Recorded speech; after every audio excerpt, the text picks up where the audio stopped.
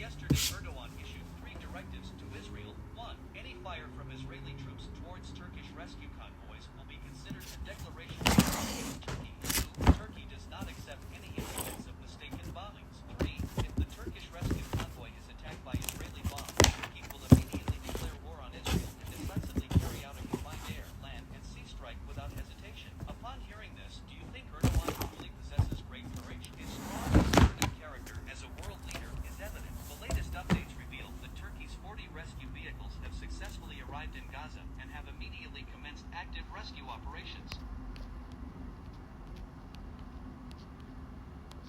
The floor. Indonesia appeal to the US to do more to stop the atrocities in Gaza. Ceasefire is must for the sake of humanity. Once again, thank you for your invitation, President Biden. Thank you.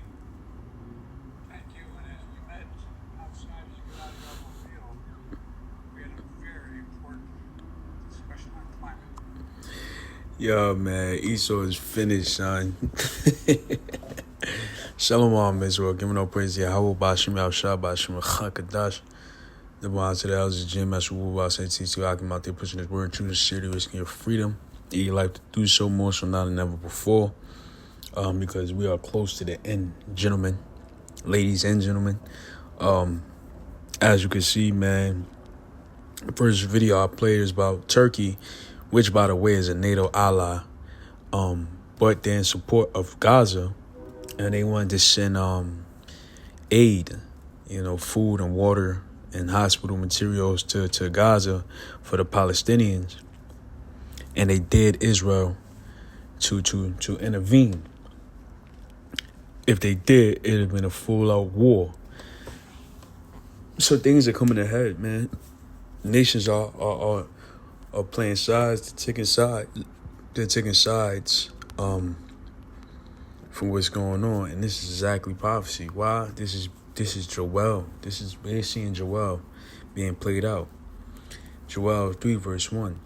For behold, in those days and that time, when I shall bring again the captivity of Judah and Jerusalem, I will also gather all nations and bring them down to the valley of Jehoshaphat, and will plead with them there for my people and for my heritage Israel, whom they have scattered amongst the nations and parted my land. So these are the times when the Lord is bringing again the captivity of Judah and Jerusalem. What does it mean, bring us again? Meaning to restore us.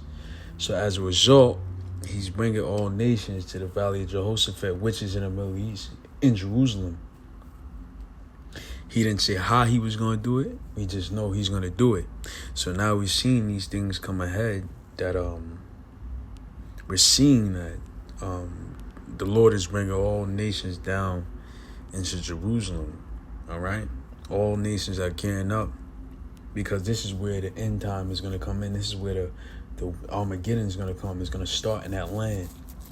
And we see, man, the Lord is using Benjamin Netanyahu to do these heinous acts against the Palestinian people, bringing in other major players into this war.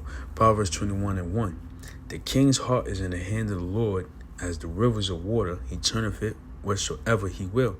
Right? So one would think, why would a king do this to the people, man? Cause all this atrocity? It's the Heavenly Father, man. The Lord, Yahweh. He's causing these presidents and kings to do these acts of heinous crimes against these people, stirring up the minds for war of these other nations. All right? So this is a little article I found. This is about an article about a week ago from amp.scmp.com.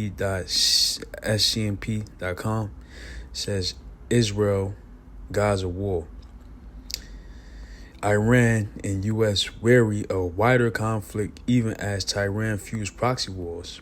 All right, so it's saying a wider conflict, meaning more countries getting involved in this war. All right, now we just read throughout the 3rd chapter that all nations should be brought down to that valley to be judged for what they did to Israel. All right, the true Israelites, you Negroes, Latinos, and Native Americans. All right, how they scattered us, through slavery, and they parted the land. They divided the land of the Lord by line. So it said Iran-backed Hezbollah is taking minimum military action against Israel to show it is supporting other militant groups. And analysis says Israel and Arab states are already assessing the scenarios for post-war Gaza, including control over the territory and reconstruction. So, hold on, let me check the time. Forgive me. See where we at. Says an increasingly high-stakes game of war brinkmanship is being played over the war in Gaza, threatening to escalate into a wider conflict pitting Israel and the United States against Iran and its military allies across the Middle East. So that's prophecy, man. That's prophecy. I get the prophecy.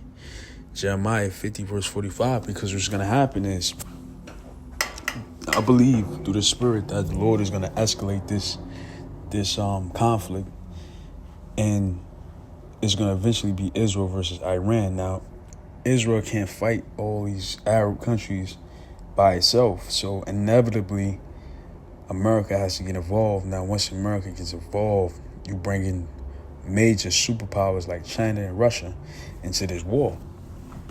That's World War III.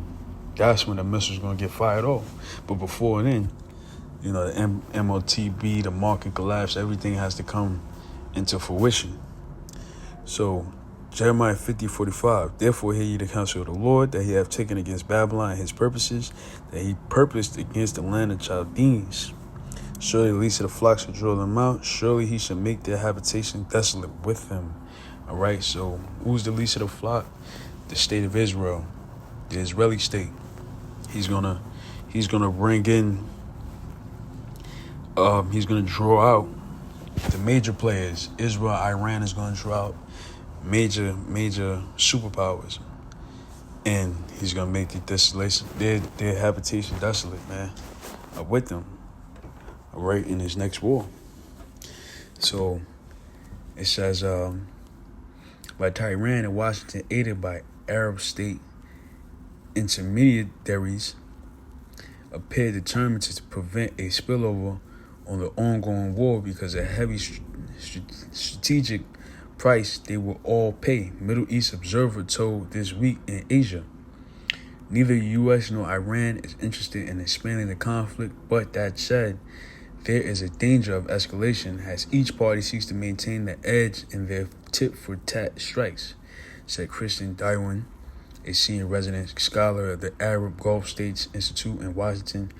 Parallel to Israel's military capture of most northern Gaza over the past week, its forces have become engaged in incrementally more cross-border fighting with Lebanese Hezbollah.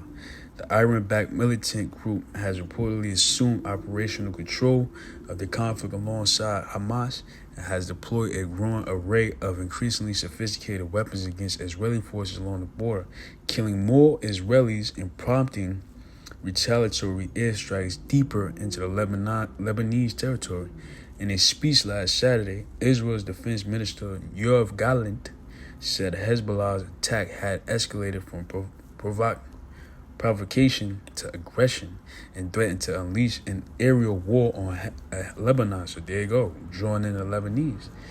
Hezbollah is dragging Lebanon into a war that may happen and then is making mistakes. He said, if it makes mistakes of this kind, the ones who will pay the price are first all the citizens of Lebanon. What we are doing in Gaza, we know how to do in Beirut. See, so Allah forgive me. Israel, the nation of Israel is getting in fights with all these other nations, man, making enemies with them. He's bringing in Lebanon, they're bringing in Hezbollah, and ultimately they want to bring in Iran to this war. They're making enemies with all these nations. And that's going to be their downfall, man, because it's going to draw America on this war. And that's a pretty long article. So it says, however, the U.S. has refrained from attacking real Iranian targets in Iraq in order to help bolster the Iraqi government. That's what Rachad said. Both Iran and the U.S. seem to see the value in not spreading conflict, you see. They see the value of not spreading it, but, according to the scriptures, it will spread, all right? You see, it will spread, man. Because Jeremiah 50 and 45 says, all nations have to be brought to this war to fight, man. Joel, the 3rd chapter. All right? So, I get Joel 3, verse 9. Proclaim ye this amongst the Gentiles, prepare war, wake up the mighty men, let all the men of war draw near, let them come up. So we're getting time for war, man. We're getting ready for war. So with that, I'm going to give all praise to Yahweh, Ba'ashim El-Shah, Ba'ashim Rechakadash, the ones to the elders of GMS, who will also take to your argument to the next video. Shalom.